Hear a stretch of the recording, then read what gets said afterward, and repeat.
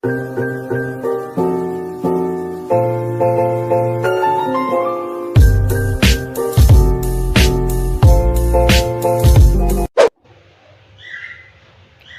8. Keluargaku dalam gaya hidup modern. Yang pertama, pengertian gaya hidup modern. Menurut Kamus Besar Bahasa Indonesia atau KBBI, arti kata keluarga adalah satuan kekerabatan yang sangat mendasar dalam masyarakat. Arti lainnya dari keluarga adalah ibu, bapak, beserta anak-anaknya. Pengertian keluarga menurut keluarga Kristen yaitu merupakan persekutuan hidup antara ayah, ibu, dan anak-anak yang telah percaya dan menerima Yesus Kristus sebagai Tuhan dan Juru Selamat secara pribadi, serta meneladani hidup dan ajaran-ajarannya dalam kehidupan sehari-hari. Kemudian, pengertian keluarga menurut saya secara pribadi. Keluarga adalah tempat di mana kita pertama kali dididik, diajari untuk mengenal apa itu arti kehidupan. Keluarga juga merupakan tempat yang aman untuk berteduh saat ada badai kehidupan yang datang. Pengertian modern menurut Kamus Besar Bahasa Indonesia, modern diartikan sebagai sebuah sikap dan cara berpikir serta cara bertindak sesuai dengan tuntutan zaman. Kata modern berasal dari bahasa Latin yaitu modernus yang berarti saat ini atau sesuatu yang menunjuk pada sifat kekinian. Secara singkat, modern adalah sikap dan cara berpikir serta cara bertindak sesuai dengan tuntutan zaman. Pengertian gaya hidup modern merupakan sebuah pola hidup yang menyangkut cara bersikap dan berpikir yang berkaitan dengan aspek fisik, mental, serta spiritual sesuai dengan tuntutan zaman. Di era globalisasi sekarang ini, peranan keluarga sangat penting sekali untuk mengantisipasi perilaku anak-anak supaya tidak terjerumus ke dalam hal-hal yang tidak diinginkan. Seiring dengan perkembangan arus komunikasi dan informasi yang makin cepat dan canggih, tidak selalu berdampak positif, tetapi juga berdampak negatif yang dapat mengancam kehidupan keluarga. Karena itu, perhatian keluarga antara satu sama lain sangat dibutuhkan. Karena keluarga merupakan tempat untuk bertumbuh, menyangkut tubuh, akal budi, hubungan sosial, kasih, dan rohani. Bentuk gaya hidup modern di bidang teknologi dan informasi bisa juga memengaruhi hubungan anak dan orang tua. Misalnya, orang tua terlalu sibuk bekerja atau hanya memikirkan bahwa dengan pendapatannya atau penghasilan yang didapatkannya dapat membuat si anak merasa cukup atau mendapatkan kasih sayang yang luar biasa sehingga hanya berkomunikasi dengan si anak pun sulit atau hanya melalui media telepon. Hal ini menyebabkan anak merasa kurang mendapat perhatian orang tua. Di sisi lain, si anak merasa bebas untuk melakukan sesuatu tanpa pengawasan orang tuanya. Televisi, DVD, video, handphone, internet mempunyai pengaruh yang sangat besar bagi keluarga. Duduk-duduk santai untuk saling bertukar pikiran, bercanda tawa di sela-sela waktu yang kosong antara anak dan orang tua sudah menjadi hal yang punah karena zaman yang modern ini. Bagi remaja, canggihnya teknologi bisa menjadi sahabat yang siap menemani mereka setiap waktu. Karena orang tuanya sibuk, anak-anak akan bebas untuk melihat tayangan-tayangan film, sinetron, dan lainnya yang akan membentuk karakter mereka. Hal tersebut mengakibatkan adanya kecenderungan anak untuk melakukan gaya hidup bebas, kekerasan, mengkonsumsi obat-obatan terlarang, dan seks bebas. Seorang remaja juga akan menjadikan status itu penting. Oleh sebab itu, dengan status yang dimiliki, mereka akan merasa percaya diri. Contohnya, supaya memiliki status dalam lingkungan pertemanannya, maka remaja akan mengikuti apa yang dilakukan oleh teman-temannya, atau remaja tersebut ikut-ikutan mengkonsumsi apa yang dikonsumsi oleh teman-temannya, seperti narkoba, minum-minuman keras, merokok, tawuran, dan lain-lain sebagainya. Dan biasanya anak remaja paling anti dengan ucapan, "Ah, gak keren kau, gak anak zaman kau, apalagi gak ngerokok, gak jantan." Maka dari itu, dalam hal ini, keluarga sangat berperan penting untuk mengarahkan anak-anak, mendidik ke arah hidup Kristen, supaya status yang dimiliki tidak mengarah ke hal yang negatif. Namun anak-anak Kristen harus memiliki status menjadi anak-anak terang di sekitar lingkungan sekolah, masyarakat, dan keluarga, walaupun kita hidup di tengah-tengah zaman yang modern ini. Seperti yang tertulis dalam Markus 1 ayat 17, "Mari ikutlah aku, maka kamu akan kujadikan penjala manusia." Itu berarti Yesus mengajak kita untuk hidup sesuai dengan ajarannya, bukan secara ajaran duniawi. Untuk gaya hidup modern. 1. Gaya hidup dengan teknologi dan komunikasi. Teknologi ditunjukkan turut dampak-dampak yang digunakan untuk hal-hal negatif bagi kita manusia.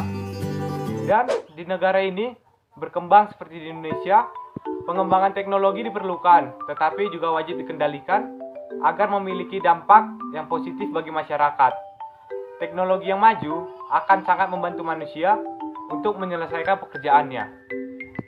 Dan yang kedua, bercengkrama di tempat-tempat tertentu. Tempat yang paling menyenangkan itu, khususnya para remaja, pasti tempat-tempat untuk nongkrong yang tempatnya santai, enak, tenang. Dan gara-gara gaya hidup modern kayak gini, banyak anak-anak yang selalu terjebak di pergaulan bebas. Dia jadi bernongkrong di kafe-kafe yang loyal dan sebagainya. Namun di berbagai macam fasilitas yang ada, kafe menjadikan manusia merasa nyaman untuk bertemu dengan relasi. Dan yang ketiga itu, memiliki mobilitas yang tinggi. Seiring dengan perkembangan teknologi di bidang transportasi, maka bagi orang yang memiliki gaya hidup modern akan memiliki mobilitas yang tinggi. Misalnya, pagi hari di Solo, siang sudah di Jakarta, dan sore sudah sampai Solo lagi. Mungkin karena pekerjaan, mengunjungi keluarga, atau hanya sekedar jalan-jalan. Dan yang keempat itu, menjadikan status sebagai sesuatu yang penting. Status adalah kedudukan seseorang dalam masyarakat atau prestis yang dikaitkan dengan suatu posisi. Salah satu bentuk gaya hidup modern di kota adalah bahwa status seseorang ditandai dengan penampilan dan segala yang dipakainya. Misalnya, merek baju, sepatu, tas, dan jam tangan yang dipakai untuk menunjukkan status seseorang. Mobil mewah yang dimiliki, handphone yang canggih untuk menunjukkan jabatan yang dimilikinya. Dan itulah beberapa hal yang dapat saya sampaikan dalam bentuk gaya hidup modern. Terima kasih. Keluarga dalam gaya hidup modern. Seperti yang kita ketahui bahwa keluarga adalah unit utama dalam mendidik seorang anak ke arah yang lebih baik lagi. Tetapi sayangnya pada era modernisasi ini, banyak sekali remaja yang memaksakan kehendak mereka hanya untuk mengikuti tren. Sebagai contoh, seorang remaja meminta sesuatu barang kepada orang tuanya hanya untuk mengikuti tren. Tetapi sayangnya pada saat itu orang tuanya tidak memiliki uang, sehingga orang tuanya tidak dapat memenuhi kebutuhan anaknya. Oleh karena itu, anak tersebut memaksakan kehendaknya demi mendapatkan barang tersebut, dan karena hal itu muncullah konflik yang membuat keluarga tersebut tidak happy. Tapi demikian juga dengan orang tua. Sebagai contoh, seorang orang tua rela mengorbankan anaknya hanya untuk memenuhi kebutuhan dirinya sendiri dan hanya untuk memenuhi hawa nafsu mereka, yang membuat anak mereka trauma bahkan gangguan mental karena perlakuan mereka sendiri kepada anaknya. Ternyata tak hanya dampak negatif yang ada pada perkembangan zaman ini, dan ada juga dampak positif, yaitu kita dipermudah dalam hal berkomunikasi. Kita juga dapat dipermudah dengan membeli suatu barang tanpa pergi ke toko, dan kita dapat belajar hal-hal baru melalui peran keluarga dalam menangani dampak negatif tadi dalam perkembangan zaman, yaitu 1. Mengikuti persekutuan-persekutuan yang membawa hal positif, seperti mengikuti persekutuan dari gereja dan persekutuan-persekutuan lain. Kedua, mengajarkan anak untuk selalu bersyukur atas apa yang mereka miliki. Yang ketiga, mengajarkan anak untuk selalu membangun relasi yang baik dengan Tuhan. Tiga, mengajarkan anak untuk tidak selalu mengikuti keinginan daging mereka. Kesimpulan yang saya ambil dalam topik ini yaitu pada zaman modernisasi ini kita harus negatif atau membawa hal positif. Dan dengan demikian, keluarga harus sebagai penanam hal positif di dalam hati dan jiwa seorang anak. Berikan contoh dampak positif dan contoh dampak negatif dalam gaya hidup modernisasi. Contoh dampak positif dalam gaya hidup modernisasi yaitu antara lain: 1. Kita dapat mengetahui mengenai dunia luar dan dapat mempelajarinya melalui media elektronik. 2. Mempermudah dalam membeli suatu barang. 3. Dapat berkomunikasi dengan anggota keluarga yang jauh. 4. Membantu dalam pekerjaan rumah. 5. Terbuka akan arus baru. Contoh dampak negatifnya yaitu: 1. Kurangnya saling menghormati satu sama lain. 2. Mengetahui informasi yang seharusnya kita tidak tahu. 3. Kurangnya kepedulian antara sesama. 4. Kurangnya perempuan di mata laki-laki.